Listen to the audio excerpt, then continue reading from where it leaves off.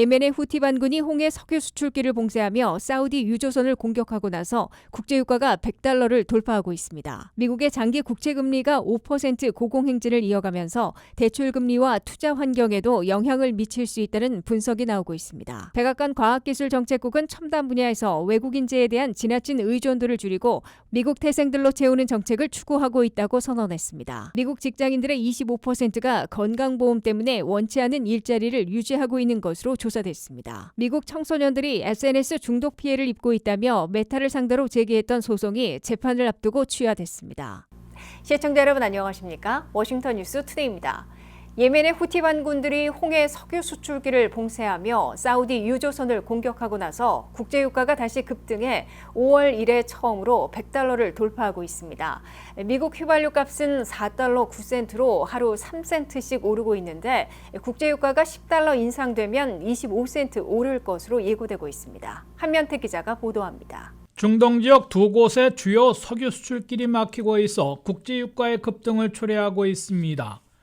이란이 호르무스 해협을 다시 봉쇄하고 있는 데 이어 친이란 예멘의 후티 반군들이 홍해에 있는 바브 엘-만데브 해협을 가로막고 나선 겁니다. 후티 반군들은 바브 엘-만데브 해협 봉쇄를 발표한 다음 날 사우디 유조선 두 척을 공격했습니다. 이에 도널드 트럼프 대통령은 지금부터 후티의 상선 공격 시 미국은 전적으로 이란에 책임을 지을 것이라고 경고했습니다. 미국은 B-1 폭격기들을 다시 출격시켜 이란의 군사시설, 핵시설, 민간 기반시설을 초토화시킬 태세를 보이고 있습니다. 이란은 미군 기지 공격 범위를 카타르, 아랍에미레이트, 오만, 쿠웨이트, 바레인에서 이라크와 요르단으로 확대해놓고 있습니다. 중동 지역에서 다시 전면전으로 비화될 조짐을 보이고 있는 데다가 호르무스에 이어 홍해 바브 엘-만데브 해협까지 막히기 시작하자 국제유가가 요동치고 있습니다. 후티 반군의 사우디 유조선 투척 공격 소식에 영국 브렌트유는 23일 한꺼번에 7% 이상 폭등해 단숨에 100달러를 넘어서 101달러로 치솟고 있습니다. 서부 텍사스산 중진루도 6.5% 이상 급등해 93달러 안팎을 오르내리고 있습니다. 미국 내 휘발유 값은 23일 전국 평균으로 갤런당 4달러 9센트를 기록했습니다. 하루에 3센트씩 오르고 있습니다. 국제유가가 배럴당 10달러 오르면 미국 휘발유 값도 갤런당 25센트나 오를 것으로 전문가들은 내다보고 있습니다. 7월 들어 다시 유가 급등으로 돌아서 미국 물가도 크게 흔들릴 것으로 예고되고 있습니다.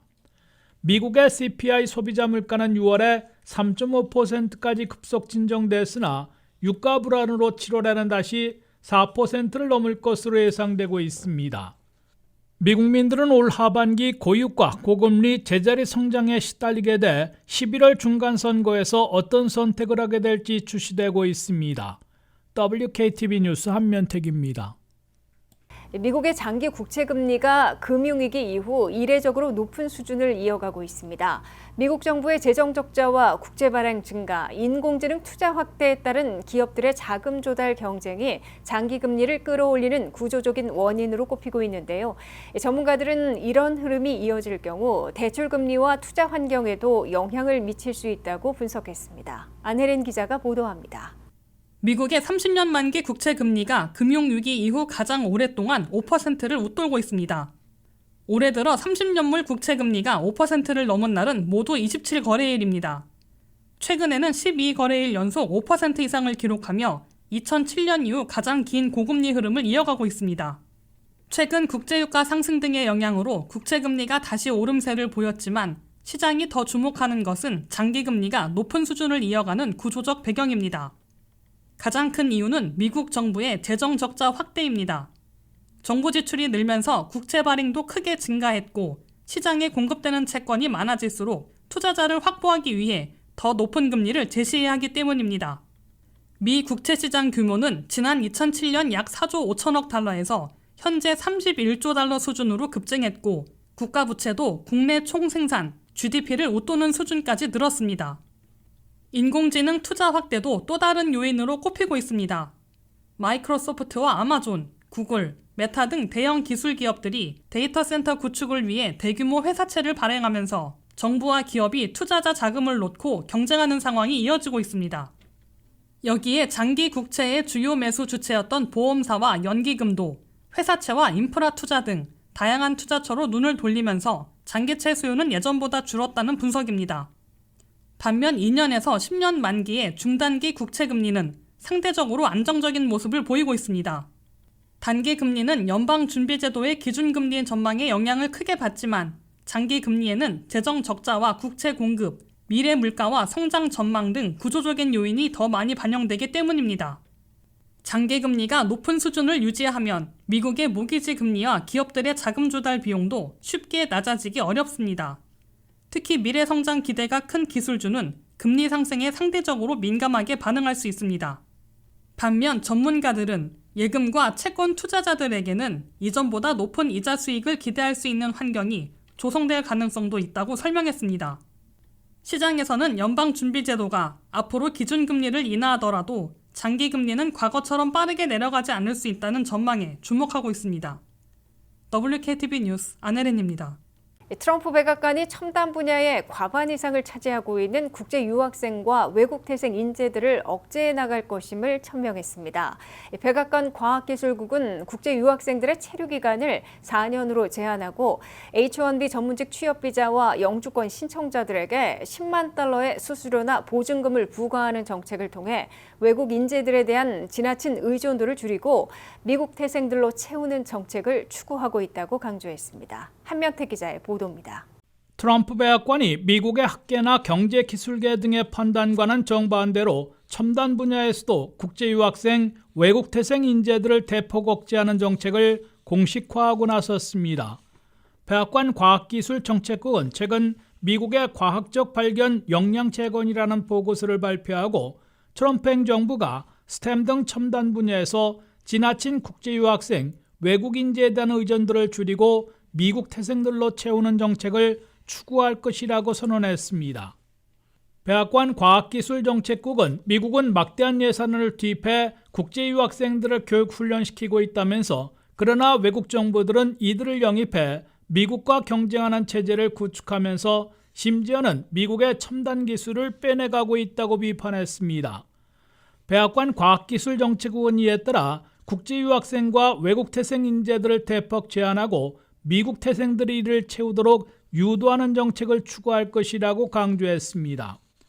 트럼프 행정부의 국제유학생, 외국인재 억제 정책은 이미 착수된 것으로 백악관 과학기술정책국은 밝혔습니다.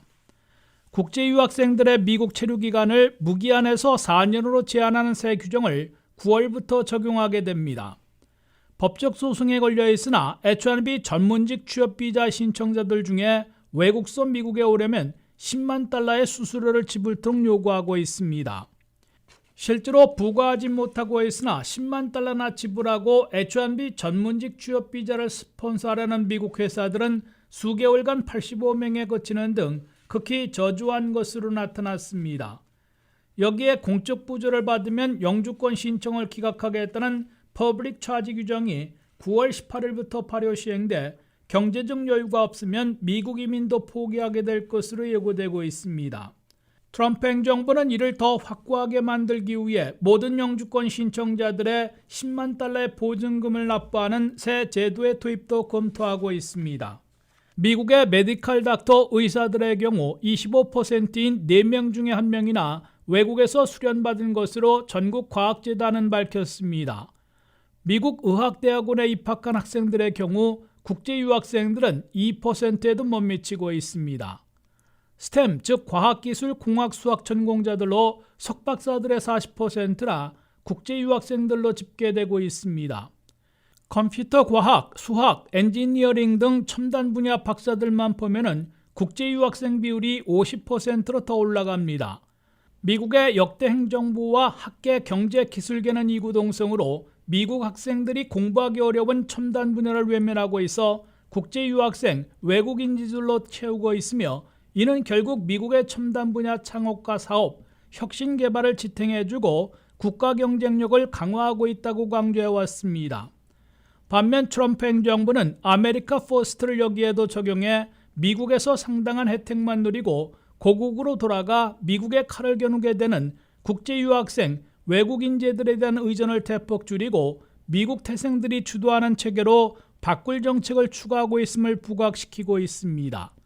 WKTV 뉴스 한면택입니다.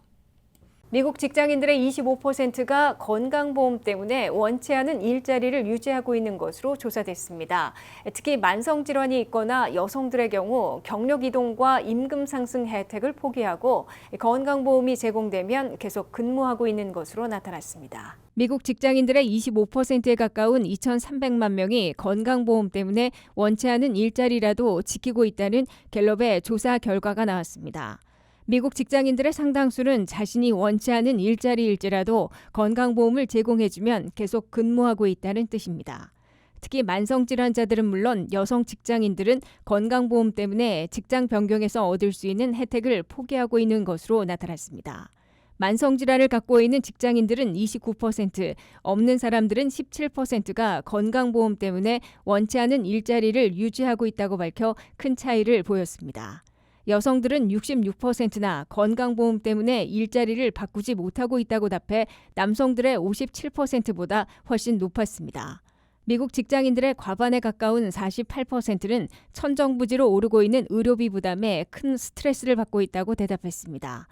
의료비 빚을 지고 있다는 직장인들은 44%에 달했습니다. 만성질환자들과 여성들은 특히 건강보험 때문에 일자리를 옮기지 못해 경력 이동과 임금 상승 혜택을 누리지 못하고 있는 것으로 보입니다. 미국에서는 비슷한 직종일지라도 일자리를 옮기면서 경력을 쌓고 경력 이동 시 자연스럽게 임금을 올려받고 있습니다. 미국에서는 선진국들 가운데 의료비가 가장 비싸면서도 혜택은 불충분한 것으로 꼽히고 있습니다. 워싱턴 정치권에서는 오바마 케어인 ACA 정보보험의 정보 보조를 종료시킨 가운데 중산층 이하 미국민들은 의료비 부담이 가중되고 결국 무보험자가 되고 있다는 지적이 나옵니다. ACA 오바마 케어 등록자들은 2025년 2,430만 명에서 2025년에는 1,920만 명으로 급감했습니다. 정부 보조가 없어짐에 따라 건강보험료가 급등해 500만 명이 ACA 등록을 포기한 것으로 나타났습니다. ACA 등록 포기자 500만 명은 건강보험 없는 무보험자로 전락하고 있다는 분석이 나옵니다. 미국 청소년들이 SNS 중독 피해를 입고 있다며 메타를 상대로 소송을 제기했는데 재판을 며칠 앞두고 이 소송이 취하됐습니다. 하지만 메타를 상대로 한 수천 건의 소송은 여전히 진행 중이어서 SNS 기업의 책임 범위를 둘러싼 법적 공방은 계속될 전망인데요. 개인의 선택과 기업의 설계를 통한 보호 책임 사이 어디까지 이 둘의 책임을 물을 수 있을지를 놓고 사회적 논쟁도 이어지고 있습니다. 안혜린 기자가 보도합니다. 10대 청소년이 메타를 상대로 제기했던 SNS 중독 피해 소송이 재판을 불과 며칠 앞두고 취하됐습니다. 이번 사건은 미국 전역에서 제기된 SNS 중독 소송의 향방을 가늠할 대표 사례, 이른바 선도 재판 가운데 하나로 주목받았습니다. 원고 측은 재판이 수주간 이어지는 부담 등을 고려해 소송을 취하했다고 밝혔습니다. 다만 함께 피소됐던 구글과 스냅, 바이트댄스는 원고와 합의에 이르렀고 메타는 소송 자체가 근거 없었다며 강하게 반발했습니다. 이번 사건이 마무리됐다고 해서 메타의 사법 리스크가 해소된 것은 아닙니다. 메타는 앞서 다른 청소년 중독 소송 1심에서 패소해 손해배상 판결을 받았고 미국 여러 주정부와 교육기관, 청소년들이 제기한 수천 건의 소송에도 대응하고 있습니다. 원고 측은 메타를 비롯한 SNS 기업들이 무한 스크롤과 추천 알고리즘, 반복적인 알림 기능 등을 통해 청소년이 오래 머물도록 서비스를 설계했고 그 결과 우울증과 강박증 등 정신건강 피해를 초래했다고 주장하고 있습니다. 특히 미성년자는 성인보다 자기 통제력이 충분히 발달하지 않은 만큼 기업이 더 큰 보호 책임을 져야 한다는 입장입니다. 반면 기업 측은 추천 알고리즘은 사용자 편의를 높이기 위한 기능일 뿐 의도적으로 중독을 유발하도록 설계한 것은 아니라고 반박하고 있습니다. 또 이용시간 관리 기능과 청소년 보호 장치를 지속적으로 확대하고 있으며 개인의 선택과 부모의 관리 책임도 함께 고려해야 한다는 입장입니다. 일각에서는 세상에는 원래 다양한 중독 요소가 존재하는데 개인의 선택에 따른 결과까지 기업이 모두 책임져야 하느냐는 지적도 제기되고 있습니다. 반대로 전문가들은 단순히 서비스가 재미있는 것과 이용자의 체류 시간을 극대화하기 위해 중독성을 의도적으로 설계했는지는 법적으로 구분해 판단해야 할 문제라고 설명하고 있습니다. 결국 이번 논란의 핵심은 SNS가 재미있는 서비스인지가 아니라 기업이 특히 청소년의 취약성을 이용해 중독성을 강화했는지 또 그 과정에서 보호 의무를 다했는지에 대한 법적 판단에 달려 있습니다. WKTV 뉴스 안혜린입니다. 이상으로 워싱턴 뉴스투데이를 마치겠습니다. 시청해주신 여러분 고맙습니다.